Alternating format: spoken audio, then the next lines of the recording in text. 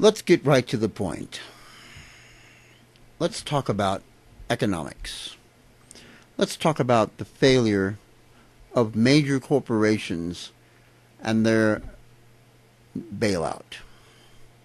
At this present time, the Bush administration and our government is in the process of bailing out several multi-million-dollar corporations that have failed, that have lost money to the tune of several billion dollars.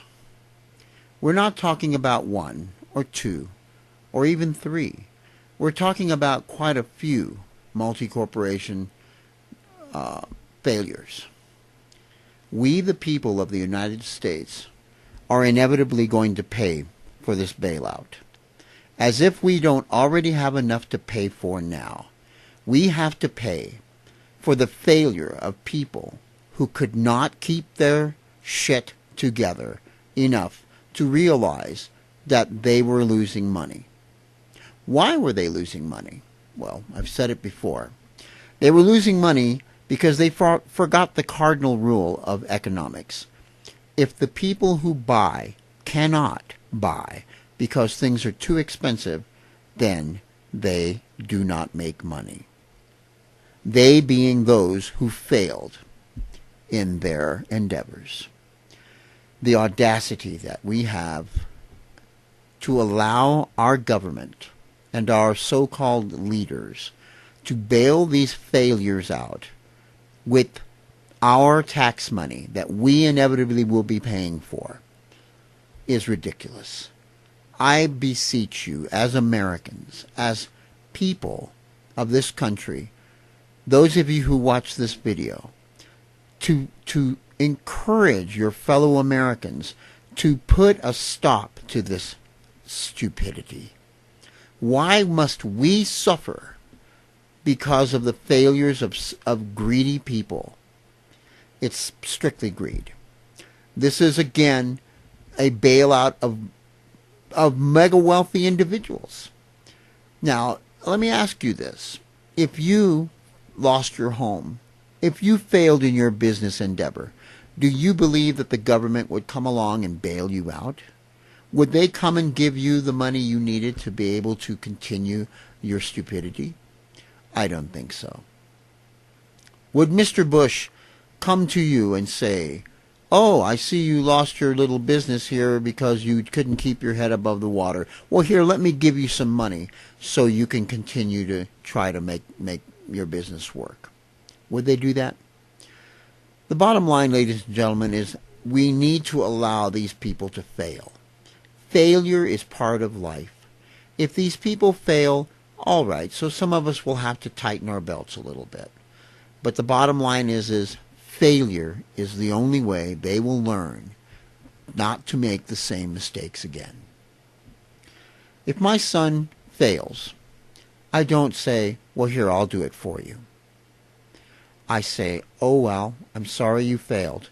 Next time, maybe you'll know better not to do that and to do it right."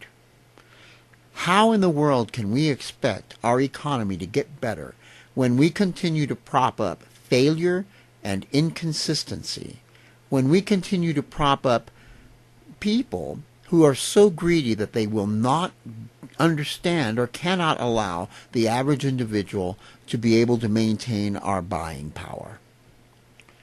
I ask you, if a criminal comes to your house and says, "I have a gun, I'm going to make you give me your money," and you give them your money, then would you call the police and have them arrested? Or would you call a bank and say, "Give me more money so I can have that same person come and rob me again"? I mean, basically, this is what we're looking at. We're looking at thieves. We're looking at legalized thieves who stole so much money from people that now they can't steal anymore. And so the government is giving them more so that they can continue their business practices of stealing money from us. You think I'm crazy? Fine. Continue to allow our government to make us go into debt to bail out people who could not handle the billions of dollars we gave them in the first place. Does that not sound logical? Fine. If you don't think it sounds logical, then you're an idiot. Then you're a fool. And you deserve to be reamed by these people and the government that you so stupidly have put into power. I ask you again, as Americans, put a stop to this stupidity now. Allow Wall Street to collapse. It will not destroy us. Wall Street collapsed once before, and it changed things for the better. Things got better after it was bad. We need to be able to allow people to fail. Again, I point out that we in America have had several major problems and catastrophes. Cities have been destroyed. People are without homes. People are without food. People are without water. People are without power. Bridges are collapsing. Sewages are backing up. People are no longer capable of getting to work because fuel prices are so high. And yet, we allow our government to give just one corporation $81 billion to bail them out of their failure. What is wrong with this picture? Stop the bailout before it's too late. Do not allow this president to create a problem that will continue to haunt us for the rest of our lives and on into the generations that come. This is not a good idea. This is not a plan that should be allowed to continue. If we do not stop these people now, we will never, ever see the end of it. And our children will suffer for it.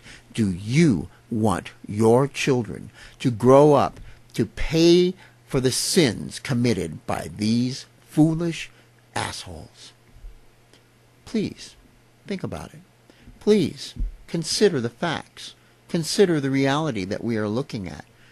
If you are losing your home because of these people, then I say, what good will it do for them to be given help when they stole from you in the first place?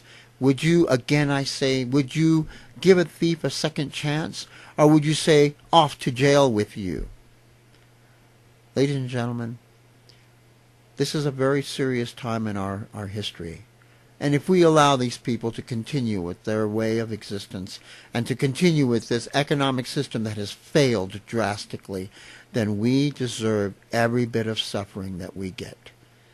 The people in Houston, the people in New Orleans, the people in the smallest burgs that have been destroyed by tornadoes, these people deserve help, not the multi-billion-dollar corporations that couldn't keep their shit together, not the people who gave mortgages to families that they knew wholeheartedly could not afford to continue payments inevitably. They knew. They were thieves. They took advantage of the poor, as they always have. How can anyone own a car and not go into debt when the cars themselves are $20,000, $30,000, $40,000, $50,000 apiece? There was a time when you could buy a car for $1,000, ladies and gentlemen, and a new one. There was a time when you could buy a house for $20,000 and not go into debt for the rest of your life simply to be able to own a house. At this point, failure of the system, of the economic structure, is the only way for us to see change. Not by electing Obama, not by electing McCain, not by electing anyone who will continue the process of our system that has gone sour. It's very difficult for you to understand, I know, because we're all stuck and caught in this thing.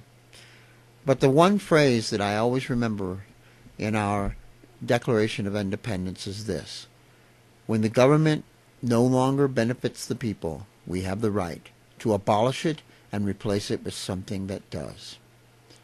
This is a fact. I call it the right to revolution. It's time for a revolution.